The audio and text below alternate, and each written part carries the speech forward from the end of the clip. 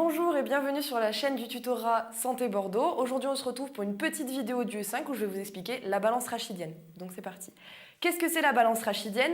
Ça se retrouve au niveau des lombaires et c'est ce qui nous permet de garder un équilibre, en fait de ne pas être déséquilibré antérieurement ou postérieurement. Donc on va voir un peu comment elle s'organise. Du coup, notre balance rachidienne. Ici, on est au niveau lombaire, donc on a nos deux vertèbres lombaires qui sont du coup articulées entre elles par un disque intervertébral. On va dessiner notre balance. Donc notre balance, elle est composée d'un bras levier postérieur et d'un bras de levier antérieur. Le bras de levier antérieur, c'est le bras de levier A et le bras de levier postérieur, le bras de levier B. À quoi est-ce qu'ils correspondent? Le bras de levier A, c'est la projection du centre de gravité, alors que le bras de levier B, c'est le bras de levier des muscles extenseurs postérieurs qui vont agir dans la posture. Du coup, le problème, c'est que le rachis, il n'est pas exactement au centre du corps. En fait, il est légèrement en arrière. Ce qui fait que notre bras de levier antérieur, il va être 2 fois plus grand que le bras de levier postérieur. Pour un individu de 70 kg, on aura environ sur notre bras de levier antérieur 40 kg appliqués sur le disque. Pourquoi 40 kg?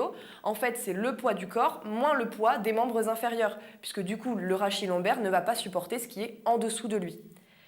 Ce qui fait que si jamais nos muscles extenseurs ne déploient exactement la même force que sur notre bras de levier antérieur, c'est-à-dire 40 kg, comme notre bras de levier antérieur est 2 fois plus grand, on aura forcément un déséquilibre antérieur.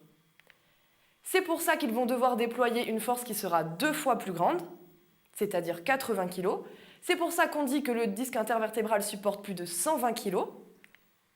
Et là, on aura une situation d'équilibre.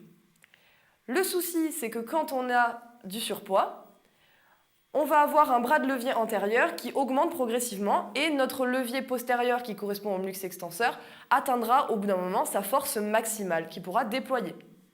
Du coup, plus on est en surpoids, plus notre bras de levier antérieur augmente, c'est-à-dire notre projection du centre de gravité est loin, et forcément, on aura la force maximale des muscles extenseurs et donc un déséquilibre antérieur.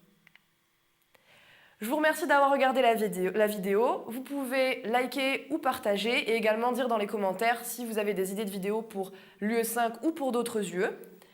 On se retrouve très vite dans une prochaine vidéo et n'oubliez pas, la natte c'est vital.